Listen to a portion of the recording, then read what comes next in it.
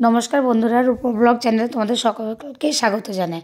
আজকে আমি তালের বড়া বানাবো। তার জন্য আমি তোমার তালটাকে আগে ধুয়ে নিয়েছি, তারপর খোসাগুলো ছাড়িয়ে নিলাম। দিয়ে একটা বড় জায়গাতে তালগুলোকে একটু জলে ভিজিয়ে রাখবো।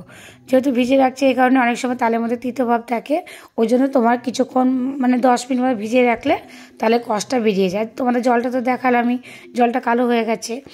তাই আমি তোমার আজকে একটু তালের বড়া বানাচ্ছি। আর ভাদ্র মাসের শেষ, ওই জন্য আমি একটু তালের বড়া বানাই। আমাদের আশ্বিন মাসে তালের বড়া খেতে নেই, শ্বশুরবাড়ির নিয়ম আছে। তার জন্য দেখো তালটাকে আমি একটু ঘষে নিচ্ছি। তালটা আমার ঘষা হয়ে গেছে।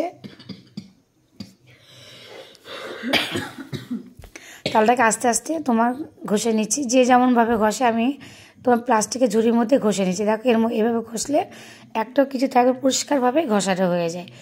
দেখো মনে হচ্ছিল অল্প একটু হয়েছে, কিন্তু অনেকটাই হয়েছে। এর মধ্যে আমি তালের ঘষাটা ওইটার মধ্যে আমি দিয়ে দেবো। আমি এখানে তোমার আটা দিয়েই বানাচ্ছি। একটু আটা দিয়ে নিয়েছি, যতটা পরিমাণ আটা দিয়েছি ততটা পরিমাণে তোমার সুজি দিয়ে দিলাম। সুজি আর আটা মিশিয়ে বানালে খেতে খুব টেস্ট হয়। তারপর তোমার একটু দিয়ে দিলাম নুন, আর ওপর দিয়ে দিলাম তোমার মৌরি। কেউ কালো জিরে দিলে হয়, আমি এখানে মৌরি দিয়েছি। আর তোমার দিয়ে নিলাম চিনি। যারা একটু মিষ্টিটা বেশি ভালোবাসে তারা একটু বেশি মিষ্টি পরিমাণটা দাও, আর যারা একটু কম ভালোবাসো মিষ্টি খাও তারা পরিমাণ একটু কম দিয়ে বানালে হবে। এবার আমি সবগুলো উপকরণ দিয়ে ভালো করে তোমার মেখে নেব। এই মাখাটা কিন্তু খুব সুন্দর, আস্তে আস্তে খুব ভালো করে মাখতে হবে। এবার তোমার দেখো আস্তে আস্তে বেসনের মতো করে ফাটিয়ে নিচ্ছি।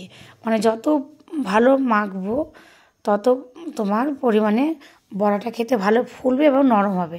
দেখো মাখা হয়ে গেছে। তারপরে দিয়ে দিলাম আমি গুঁড়ো আমুল দুধ। এবার এটা দিয়েও আবার তোমার একটু ভালো করে মিনিট 5 মতো মেখে নিলাম। তারপরে তোমার কড়াইতে তেলটা ভালো করে গরম করে ছোট্ট ছোট করে দিচ্ছি। দেখো ছোটো ছোটো করে দিচ্ছি, কিন্তু বড়াগুলো দেখো ফুলে কত বড় বড় হবে। এইভাবে আমি একটু তালের বড়া বানাচ্ছি। তোমরা অবশ্যই বানিয়ে খাবে, দেখবো খেতে ভালো লাগবে। হ্যাঁ, সুজি দিয়ে তোমার তালটা দিয়ে ভালো করে মেখে, ওটা তোমাদের বলতে ভুলে গেছি, ওটা তোমার মিনিট 20 মতো ভিজিয়ে রাখতে। যেহেতু সুজিটা আমি সঙ্গে সঙ্গে দিয়ে মেখে রাখলাম। দেখো এদিকে আমার বড়াগুলো ভাজাচ্ছে, দিলাম ছোট্ট ছোটো করে, ফুলে তোমার কত বড় বড় হয়ে গেছে। আর যেমন তোমার নরম হয়, খেতেও ভালো হয়।